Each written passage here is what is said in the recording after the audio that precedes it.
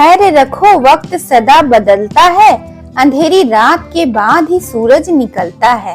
मुश्किलें चाहे जितनी गहरी क्यों ना हो, लगन से हर सवाल का हल मिलता है।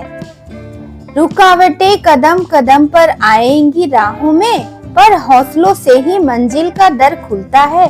सब्र करो, यही जिंदगी का सच है, पतझड़ के बाद ही बसंत खिलता है। जी हाँ दोस्तों, अपनी बगिया में बसंत को खिलाने के लिए अभी से हमें लग जाना है।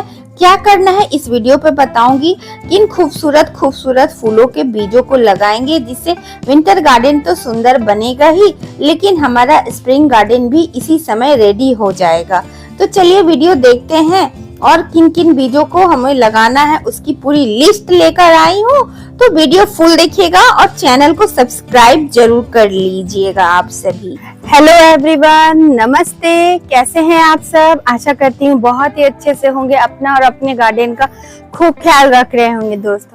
दोस्तों अक्टूबर का मंथ शुरू हो चुका है और अब समय है विंटर गार्डन में कुछ ऐसे सीजनल फूलों के पौधों को लगाने का जिसे हम लोग बीजों से आसानी से ग्रो कर सकते हैं। कुछ बातों का हमें ध्यान रखना है। तो चलिए आज की वीडियो देखते हैं कि कौन कौन से फूलों के पौधों को हम लोग अक्टूबर के मंथ में बीजों से लगा सकते हैं, या अगर बीज नहीं लगाना चाहते तो सैपलिंग भी उनकी मिलती है, लेकिन बीज लगाना, अगर आपको गार्डनिंग का शौक है तो बीज लगाना तो आना ही चाहिए। चलिए सारे बातों को मैं एक एक करके बताऊंगी, क्या सावधानियां बरतनी चाहिए जिससे कि 100% तो नहीं, कम से कम 80-90% जर्मिनेशन मिलनी चाहिए। तो किन बातों का हमें ख्याल रखना? सबसे पहले ख्याल रखना है कि बीज अच्छी क्वालिटी की हो, F1 क्वालिटी की हो। देसी बीज अगर लेंगे तो वो सस्ता मिलेगा, F1 क्वालिटी के बीज लेंगे आप लोग तो वो हमें थोड़ा महंगा मिलता है, लेकिन उसकी जर्मिनेशन रेट अच्छी रहती है। और जब आप कोई काम करते हैं उसमें सक्सेस आपको मिलता है तो आपको एक पॉजिटिव मोटिवेशन मिलता है, जिससे कि आगे भी निरंतर आप वो काम को कर पाए। अगर आपको अच्छे फर्स्ट टाइम लगा रहे हैं और जर्मिनेशन रेट अच्छा नहीं मिल रहा है, सारा प्रोसेस आपकी सही है, तो आप ये समझ लीजिए कि आपकी बीज की क्वालिटी में कमी है। इसीलिए डीमोटिवेशन ना मिले तो हम लोगों को बीज अच्छी क्वालिटी की अच्छी जगह से लेनी चाहिए। तो चलिए वीडियो हम लोग शुरू करते हैं। अगर आप लोग मुझसे ऑनलाइन पौधा बाय करना चाहते हैं तो मुझसे भी बाय कर सकते हैं। Winter plants, summer plants, permanent plants. आप मुझसे इंस्टाग्राम पर प्रकृति के क्लोज नाम से सर्च करिएगा तो इंस्टाग्राम पे मेरी आईडी मिल जाएगी, या यूट्यूब चैनल देख रहे हैं वहाँ पे अबाउट सेक्शन में मेरी इंस्टाग्राम आईडी लगाई हुई है मैंने, तो वहाँ से क्लिक करिएगा तो मेरे इंस्टाग्राम आईडी पर आप लोग पहुँच जाइएगा। तो वहाँ मैं आप लोगों को कैटलॉग शेयर कर दूंगी, तो सारी डिटेल इंफॉर्मेशन आप लोगों को मिल जाएगी। तो चलिए वीडियो अब स्टार्ट करते हैं। बीज लगाने के लिए हमें किन किन चीजों की जरूरत होती है और कैसे हम लोग करते हैं, चलिए सीखते हैं। दोस्तों विंटर गार्डन को सजाना हर गार्डनर का शौक होता है और वो सपने देखता है कि उसकी बगिया लो बजट में बहुत ही अच्छे से तैयार हो जाए। तो लो बजट, जब भी हम लोग गार्डनिंग की बात करते हैं तो बीजों से लगाना हरदम ही लो बजट होता है, क्योंकि एक एक सैपलिंग 10 रुपए से कम में नहीं मिलता है और बीज हमें सस्ते में ही मिल जाते हैं। हाँ, थोड़ी मेहनत हमारी हो जाती है। तो बीजों को लगाने के लिए अच्छी हल्की वेल ड्रेन्ड पॉटिंग मीडिया की जरूरत होती है, जिसमें हम लोग 40% गार्डन सॉइल, 40% हम लोग कंपोस्ट ले लेंगे और उसमें 20% हम लोग कोकोपीट डाल देंगे।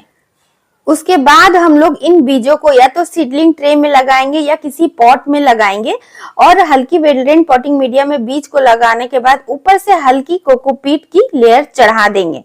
तो चलिए सबसे पहले जो बीज हम लोगों को इस समय लगाना है, जो विंटर गार्डन को तो सुंदर बनाएगा ही, साथ ही स्प्रिंग गार्डन को भी सुंदर बनाएगा।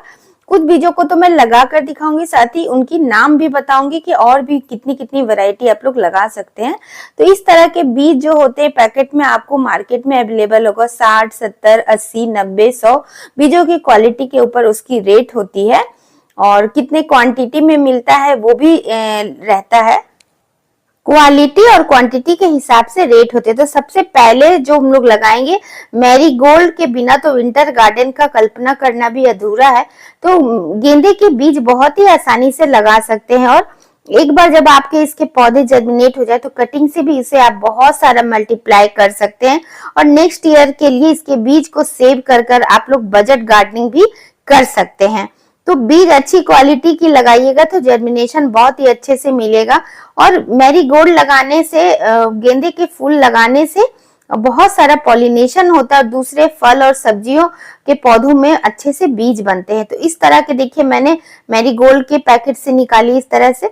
तो ये देखिए इसमें मैंने पॉटिंग मीडिया भर ली और 3-4 सीड एक एक होल में मैं डाल रही हूँ सीडलिंग ट्रे की। हालांकि 1 से 2 ही डालना चाहिए, लेकिन मेरे पास बहुत सारे बीज हैं तो आप लोग 2-2 बीज एक एक होल में डालिएगा, एक एक गड्ढे में डालिएगा, तभी आप लोग अच्छे से उसको निकाल पाइएगा। अगर एक्सपीरियंस है तो आप ज्यादा भी डाल सकते हैं। ऊपर से कोकोपीट कवर करना है वो लास्ट में मैं आप लोगों को दिखाऊंगी। नेक्स्ट जो आप लोग लगा सकते हैं सर्दियों में जो फूलों का राजा है, गुलाब के बाद किसी को जो पसंदीदा फूल है वो है पिटूनिया। पिटूनिया के बिना भी विंटर गार्डन अधूरा होता है। इसकी खूबसूरती देखते हुए बनती है। तरह तरह के रंगों में ये उपलब्ध होता है। तो इस तरह से पिटूनिया के पैकेट्स देखिए मैंने बीज निकाल लिए हैं, इसकी रेट भी इसमें लिखी हुई है। तो एमआरपी जो रहता है उससे आप लोग थोड़ा मोल भाव कर कर कम करवा सकते हैं। शॉपकीपर का व्यवहार अच्छा हो तो थोड़ा दाम भी कम होता है। पिटूनिया के बीज काफी छोटे छोटे होते हैं, तो बहुत ही ध्यान से इसको एक एक बीज को अलग अलग सेपरेट कर कर गिराइएगा। एक जगह में ध्यान रखिएगा कि बहुत सारा बीज एक ही जगह ना गिर जाए, वरना इनकी सीडलिंग को अलग करने में आपको दिक्कत लगेगी। तो इस तरह से मैं 2 लाइन में सिर्फ पिटूनिया के ही बीज को लगा दे रही हूँ। नेक्स्ट जो देख रही है कॉस्मोस, और कॉस्मोस समर भी होता है और विंटर कॉस्मोस भी होता है। विंटर कॉस्मोस बहुत ही सुंदर लगता है। नर्सरी में आप लोग इसे खरीदने जाइएगा तो एक एक सैपलिंग इससे 20 से 25 रुपए से कम में नहीं मिलेगा। और आप लोग 20-30 रुपए में इसकी बीज अगर कहीं से मिल जाए, या फिर अगर 40-50 में भी पूरा पैकेट मिल जाए, तो ये सौदा महंगा नहीं होता है। बल्क में आप इसके पौधे उगा सकते हैं बीजों से और खूबसूरती बढ़ा सकते हैं अपने गार्डन की। लास्ट ईयर मैंने बीजों से देखिए कितना सुंदर लग रहा है, मेरे गार्डन की खूबसूरती बढ़ा रहा है।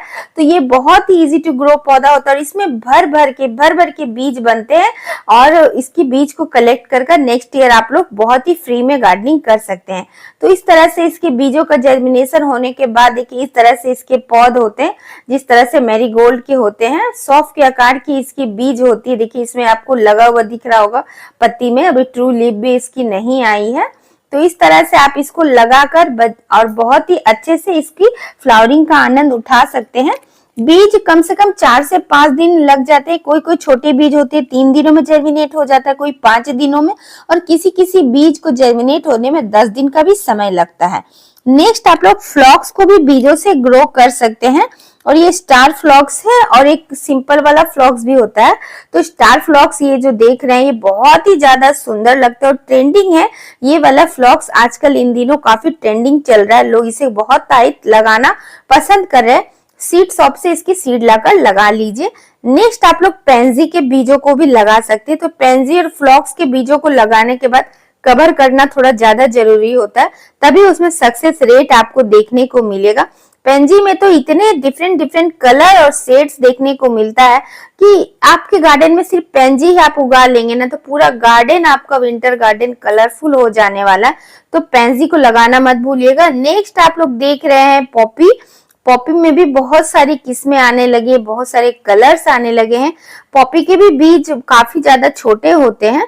नेक्स्ट आप लोग डहेलिया में, ये सीड डहेलिया है जो कि सिंगल पेटल का होता है। अगर डहेलिया बड़ी चाहिए तो कटिंग वाली या बल्ब वाली लगाइएगा। नेक्स्ट बरबीना भी आप लोग बीजों से इस समय ग्रो कर सकते हैं। बरबीना भी बहुत सारा चटक कलर में आता है, डार्क शेड में आता है और गार्डन में एक वाइब्रेंट कलर ऐड करता है और बहुत ही सुंदरता ऐड करती है। गुच्छों में भर भर कर इसमें फूल खिलते हैं। इसके बीज जीरे के आकार की होती है, तो उसको लगाना मत भूलिए और अपने गार्डन में खूबसूरती में 4 चांद लगाइए। नेक्स्ट खूबसूरत पौधा जो आप लोग देख रहे हैं इसे गजानिया के नाम से जाना जाता है। इसमें भी भिन्न भिन्न प्रकार के शेड्स आते हैं, भिन्न भिन्न प्रकार के कलर्स आते हैं।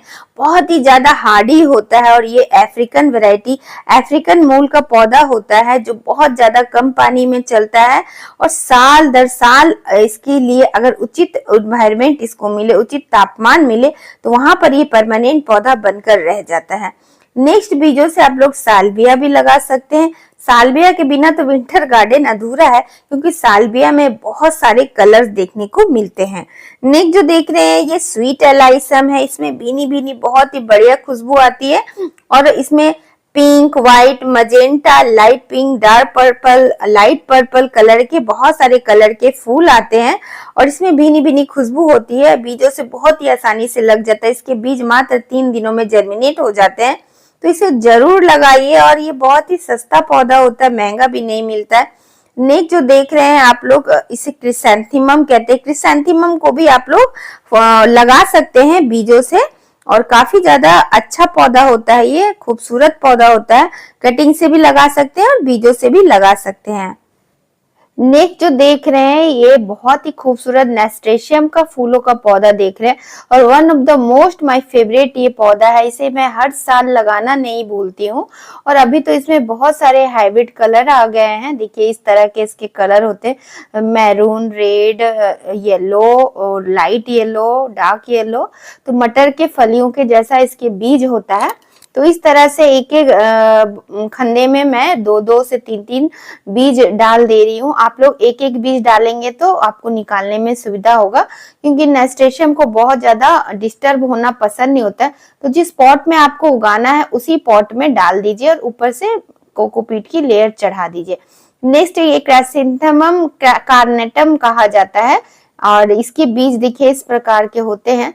तो इसको भी आप हल्के हल्के करके थोड़े थोड़े 3-4 सीड एक एक गड्ढे में डाल दीजिए। तो इस तरह से सारे मैं 2 लाइन में लगा रही हूँ, क्योंकि बहुत सारा बीज है मेरे पास। तो इसको देखिए इस तरह से मैं इसको सेपरेट करके थोड़े दूरी इक्वल दूरी पर गिराइए। और नेक्स्ट जो आप लोग देख रहे हैं, बहुत ही ज्यादा खूबसूरत और जहाँ धूप नहीं आता है, छाया में भी ये खिल जाने वाला फूलों का पौधा है, बालकनी वगैरह में। और ये सब छोटे छोटे पॉट में भी ग्रो हो जाते हैं। इसे सिनेरेरिया का फूलों का पौधा कहते हैं। बहुत सारा कलर्स में ये उपलब्ध होता है। सिनेरेरिया एक बहुत ही सुंदर सेड लविंग फ्लावरिंग प्लांट होता है। बीजों से इसे आसानी से लगा सकते हैं। पिटूनिया के जैसा ही इसके बीज होते हैं, छोटे छोटे से, और काफी आसानी से ग्रो होते हैं। इसके बीजों को ग्रो करने के लिए बहुत ही रिच सॉइल की जरूरत होती है। तो देखिए इस तरह के इसके छोटे छोटे बीज हैं। अगर आपको ऐसे नहीं जर्मिनेट करना है, तो जो पॉट आप लोग गुलाब का होता है ना, गुलाब की मिट्टी बहुत ही ज्यादा रिच होती है, तो गुलाब के पॉट वाली मिट्टी में आप लोग इसे लगा देंगे तो उस पर जर्मिनेशन रेट थोड़ी अच्छी मिलती है। लेकिन सिनेरेरिया के बीज को उगने के लिए थोड़ी ज्यादा ठंडक की जरूरत होती है। आप लोगों को दिखाने के लिए मैं ग्रो जरूर कर रही हूँ, लेकिन अभी वैसी ठंडक मुझे मेरे यहाँ के वातावरण में आई नहीं है जैसी तापमान सिनेरेरिया को ग्रो होने के लिए चाहिए। इसे बिलो 30 डिग्री का टेम्परेचर चाहिए, और वैसे भी कोई भी 20-30 डिग्री के तापमान के आसपास ही जर्मिनेट होता है। आपके एरिया में अगर अभी इस तरह का टेम्परेचर आ गया है, तो इन बीजों का परफेक्ट टाइम है जर्मिनेट कराने के लिए। नेक्स्ट बीजों से जो मैं फर्स्ट टाइम ग्रो करने वाली हूँ, इसका एक्सपीरियंस तो मुझे भी अभी तक नहीं है। ये है एंथुरियम का पौधा। तो देखिए एंथुरियम के बीज मैं खरीद कर लाई हूँ, और इस तरह से इसके बीज है। अब मुझे विश्वास तो नहीं हो रहा है, मैं अभी तक रिसर्च नहीं करी हूँ, ना ही कहीं पढ़ी हूँ कि एंथुरियम में बीज बनता है। तो मार्केट में अवेलेबल था तो मैं खरीद कर ले आई हूँ और लगाकर देख रही हूँ। अगर जर्मिनेट हो गया तो अच्छी बात है, नहीं हुआ तो भी चलिए, कुछ सीखने को ही हमें मिलता है। तो इस तरह से इसके भी ऊपर से एंथुरियम के बीज लगाने के बाद, उसके बाद कोई भी बीज जब हम लोग लगाते हैं तो हल्की हल्की कोकोपीट की लेयर हम लोग दे देते हैं। इस तरह से देखिए मैंने ट्रे में कोकोपीट की लेयर डाल दी है, जिससे कि इसकी जर्मिनेशन रेट अच्छी हो जाए। उसके बाद आप लोग इसे न्यूज़पेपर से या किसी पॉलिथीन से कवर कर दीजिएगा। न्यूज़पेपर से कवर इसलिए कर रही हूँ क्योंकि ये मिक्स बीज मैंने इस ट्रे पे लगाई है। किसी बीज को उगने के लिए डार्कनेस की आवश्यकता होती है, या किसी बीज को उगने के लिए लाइट की आवश्यकता होती है। लेकिन अभी हमारे एरिया में बहुत ज्यादा बारिश हो रहा है। एक तो बारिश का पानी भी ये इससे बचाएगा, साथ ही इसे डार्कनेस प्रोवाइड करेगा। तो पेपर को ढकना मत भूलिए बीजों को लगाने के बाद। और बीज अभी आप लोग खुली छत में मत लगाइए, क्योंकि ये साल अभी भी बारिश हो रहा है। इन सावधानियों को हमें बरतनी है। तो मैंने इन बीजों को बालकनी एरिया में अपनी लगाई है, जिससे कि ये बीज जर्मिनेट आसानी से हो सके। नेक्स्ट आप लोग देखिए आइस प्लांट को भी लगा सकते हैं, बीजों से काफी आसानी से लग जाएगा। अगर आपके एरिया के पास आइस प्लांट की बीज अवेलेबल हो तो आप लोग जरूर आइस प्लांट लगाइए। ये जिस तरह गजानिया धूप मिलने पर खिलता है, ठीक उसी तरह आइस प्लांट भी खिलता है। नेक्स्ट जो देख रहे हैं ये है डेजी का फूल, और ये डेजी बहुत ही प्यारा लगता है और पॉम्पम वैरायटी की है। और नेस्टेशियम तो मैंने बताई ही है, और ये सारे ना मैंने लास्ट ईयर बीजों से ही ग्रो करी हुई थी। और वेरीगेटेड लीफ वाली नेस्टेशियम के तो क्या ही कहने हैं, काफी ज्यादा खूबसूरत लगता है और बगिया में शान बढ़ाता है। एक्चुअली नेस्टेशियम एक एडिबल फ्लावरिंग प्लांट होता है, जिसकी फूल से लेकर लीफ स्टेम सब कुछ खाया जाता है सैलेड के रूप में किसी किसी देश में, लेकिन मैंने कभी आज तक खाई नहीं है और आप लोगों को मैं सलाह भी नहीं देती हूँ। उचित डॉक्टरी परामर्श के बिना आप लोग कुछ भी खाया पिया ना करें।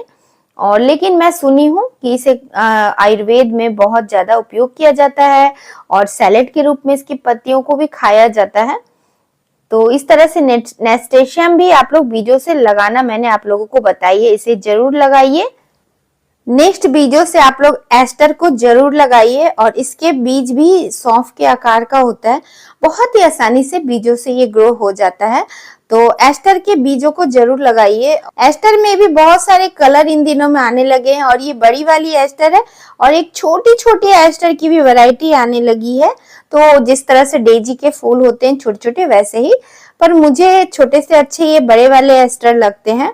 तो जो भी आपका फेवरेट हो उसे बीजों से लगाना मत भूलिए। दोस्तों इन फूलों के बीजों को लगाने के बाद इसे कुछ दिन तो 2-3 दिन तो आप लोग पेपर से ढक कर रखिए। 3 दिनों के बाद कुछ में जर्मिनेशन हो जाएगी, तो इसे आधे दिन की धूप में रख सकते हैं। और मॉइस्चर ज्यादा मत दीजिएगा और पानी सूखने भी मत दीजिएगा। मिट्टी सूखने से पहले ही उसमें थोड़ी वाटरिंग धीरे से कर दीजिएगा, जिससे कि सीडलिंग खराब नहीं हो। जब सीडलिंग 1-1 इंच की हो जाए तब उसे आप लोग ट्रांसप्लांट छोटे छोटे पौधे में करिएगा। डायरेक्ट बड़े प्लांटर में इसे शिफ्ट मत करिएगा, छोटे से बड़े करके शिफ्ट करिएगा बिना रूट बॉल को डिस्टर्ब करते हुए। हो सके तो बीजों की सीडलिंग को आप लोग डिस्पोजेबल में शिफ्ट कर दीजिएगा, क्योंकि उससे आप लोगों को ट्रांसप्लांट करने में रूट बॉल डिस्टर्ब नहीं होगा। और इस तरह से आप लोग इनकी देखभाल करिए। जब रूट बॉल डिस्टर्ब नहीं होगी तो इनकी ग्रोथ भी अच्छी चलेगी, क्योंकि 3 से 4 महीने ही इनकी लाइफ साइकिल होती है। तो बिना रूट बॉल को डिस्टर्ब किए इसकी ग्रोथ अच्छी होगी। अगर डिस्टर्ब होगा तो पौधा अधिक टाइम में फ्लावरिंग करेगा। तो इन सावधानियों को अपनाते हुए खूब सुंदर विंटर गार्डन सजाइए और अभी से इन तैयारियों में जुट जाइए। इन बातों का ध्यान रखिएगा, जो सावधानियां मैंने बोली है उनको जरूर अपनाइएगा। तेज धूप में इन सीडलिंग्स को अभी मत रखिएगा। अगर धूप नॉर्मल हो, ठंडक अगर आपके एरिया में आ गई हो, तभी आप इसे धीरे धीरे सन एक्सपोजर इसकी बढ़ाते रहिएगा। अचानक से अगर इसे धूप में निकालेंगे या ज्यादा ओवर वाटरिंग कर देंगे या अंडर वाटरिंग कर देंगे तो इन सभी कारणों से आपका पौधा मर सकता है। तो इन सावधानियों को अपनाइए तो आप कभी भी फेल नहीं होइएगा और मास्टर एंड चैंपियन जरूर बन जाइएगा। बीजों से पौधों को सस्ते में बजट गार्डनिंग करने में उस्ताद बन जाइएगा। तो आशा करती हूँ कि आज का वीडियो आप लोगों को बहुत ही अच्छा लगा हो। वीडियो अगर जरा भी अच्छी लगे तो एक लाइक करिएगा, और कुछ दिक्कत आए, कोई क्वेरी हो तो कमेंट सेक्शन में जरूर मुझे कमेंट में पूछ लीजिएगा। और चैनल से जुड़ने के लिए इसे सब्सक्राइब करें, जरूर बेल बटन आइकन ऑल पर सेट कर ले। तो इसी के साथ आप लोगों से विदा लेती हूँ। बाय दोस्तों, टेक केयर, हैप्पी गार्डनिंग। बारिश भी स्टार्ट हो चुकी है।